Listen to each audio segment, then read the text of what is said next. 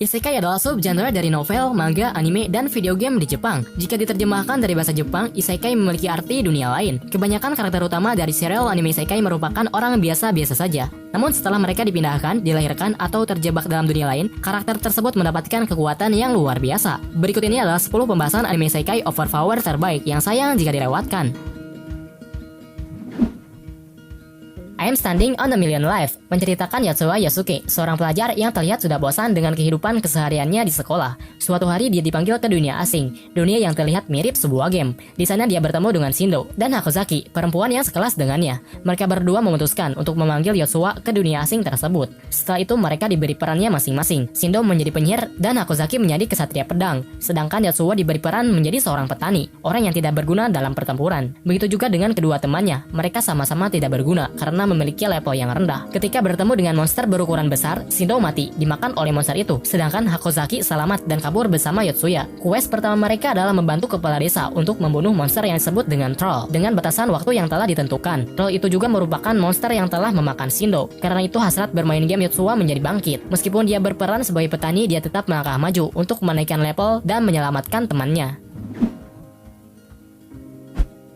Kumo Desuga Nanika, sama seperti anime sebelumnya yang masih berlatar pada sekolah. Secara tiba-tiba semua murid bersama gurunya tewas lalu pindah ke dunia lain. Kumo adalah seorang perempuan suram yang hobi bermain game. Ketika berada di dunia asing, dia hidup kembali sebagai laba-laba. Keadaan dia sangat berbeda dengan teman-temannya. Mereka mendapatkan kehidupan nyaman sebagai seorang bangsawan. Sedangkan Kumoko harus berjuang mati-matian untuk bertahan hidup. Dia dimangsa oleh hewan lain yang ukurannya lebih besar dari dirinya. Tak jarang juga dia berpapasan dengan manusia yang datang untuk mengusik kehidupannya. Meskipun begitu, dia terlihat menikmati kehidupan barunya. Secara bertahap dia mulai terbiasa bertarung memangsa binatang di sekitarnya, lalu mendapatkan kemampuan baru setelah mengalahkan musuh-musuhnya. Slime Touched Samyakunen adalah salah satu anime isekai yang direncanakan akan tayang pada Spring 2021. Bercerita tentang pegawai perempuan bernama Azusa Aizawa yang tiba-tiba sekarat karena terlalu banyak bekerja. Dia berada dalam situasi yang memungkinkan dia untuk bereinkarnasi ke dunia baru sebagai penyihir abadi. Berkat pengalaman buruknya ketika bekerja, dia tidak ingin terlalu memaksakan diri dalam mengerjakan sesuatu. Dia menghabiskan hari-harinya untuk membasmi monster lemah seperti slime. Kegiatan itu dia lakukan selama 300 tahun. Hingga suatu hari, secara tidak sadar, Azusa menjadi sangat kuat. Levelnya telah mencapai batas maksimum. Dia memutuskan untuk menyembunyikan kekuatannya, untuk mempertahankan gaya hidupnya yang damai. Terlepas dari usahanya, cerita tentang penyihir kuat dari dataran tinggi tersebar di seluruh negeri. Sehingga suatu hari muncul seseorang untuk menguji kekuatannya. The Master of Ragnarok. Ada sebuah legenda yang mengatakan jika seseorang yang melihat sebuah cermin dalam sebuah kue suci, maka orang tersebut akan dibawa ke dunia lain. Cerita ini terus berkembang dan terwariskan. Sepasang remaja bernama Yuto dan teman masa kecilnya bernama Mitsuki berhasil menyelidiki kebenaran dari legenda cermin tersebut. Ketika Yuto berfoto dengan cermin keramat tersebut, tiba-tiba dia berpindah ke dunia lain. Dia berpindah ke tempat yang sangat mirip seperti mitos lama. Di dunia itu, Yuto menjadi seorang pemimpin dari klan Serigala. Dengan bantuan pengetahuan modern dan smartphone miliknya, Yuto membangun klan Serigala menjadi lebih baik dari sebelumnya. Di tengah usahanya, dia juga mulai dipuja oleh para prajurit perempuan yang memiliki kemampuan sihir. Infinite Dendrogram adalah sebuah game VR MMO full deep pertama yang baru saja resmi dirilis. Game ini menyajikan fitur terkini untuk mensimulasikan seluruh indera para pemain. Setelah 2 tahun perilisannya, seorang calon mahasiswa baru membeli game ini dan memainkannya. Ketika bermain, dia mendapatkan suatu quest yang unik, di mana quest ini nantinya akan mempertemukan dia dengan teman embryonya yang bernama Nemesis. Dibantu oleh sang kakak, Shu Starling, yang sudah lebih dulu memainkannya, mereka mulai perjalanan di dunia Infinite Dendrogram. Isekai Mao Toshokan Shoujo no Dorei Majutsu Omega. Situs resmi dari anime ini mengumumkan bahwa serial tersebut akan mendapatkan season kedua pada tahun 2021, lebih tepatnya pada Spring 2021.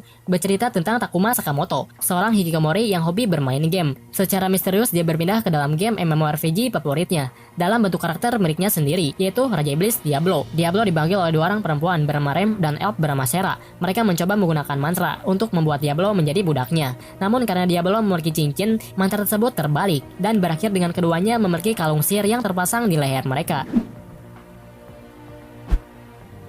Kemonomichi Rise Up bercerita tentang Shibata Genzo, seorang pegulat profesional yang tidak terkalahkan dalam pertandingan. Di balik penampilannya yang besar, dia ada seorang pria yang sangat menyayangi hewan. Genzo menghadapi lawan-lawannya di atas ring menggunakan topeng binatang. Genzo memenangkan perhatian dari banyak orang dengan pesona macannya yang ikonik. Selama pertarungan memperebutkan gelar juara dunia melawan saingan terberatnya, Genzo tiba-tiba dipanggil ke dunia fantasi oleh seorang putri. Di dunia asing itu dia dimintai bantuan untuk membasmi hewan. Karena dia adalah seorang pencinta hewan, dia pun marah dan membanting putri dengan sangat keras. Setelah melarikan diri dari kastil, Genzo memutuskan untuk memulai karirnya sebagai pemburu binatang untuk menangkap dan memeliharanya. Kamitachi ni Hirowareta Otoko menceritakan kisah Ryoma Takebayashi yang meninggal di usia 39 tahun setelah menjalani hidup yang sulit. Tiga dewa memberinya kesempatan untuk bereinkarnasi di dunia sihir dengan mengemban suatu misi, yaitu menjadi dirinya sendiri dan menikmati hidup. Mereka memberi Ryoma kekuatan fisik yang baik serta kemampuan untuk menguasai semua elemen. Kehidupan barunya sebagai anak laki-laki pun dimulai ketika dia dipindahkan ke sebuah hutan. 3 tahun berlalu, meskipun Ryoma senang dengan keadaan yang sekarang, tapi dia agak merindukan kehadiran manusia lain. Setelah menyembuhkan salah satu orang dari kerajaan, Ryoma diajak untuk pergi bersama mereka dan keluar dari hutan. Di sana adalah tempat di mana kemampuan sihirnya dapat membuat banyak orang terkesan.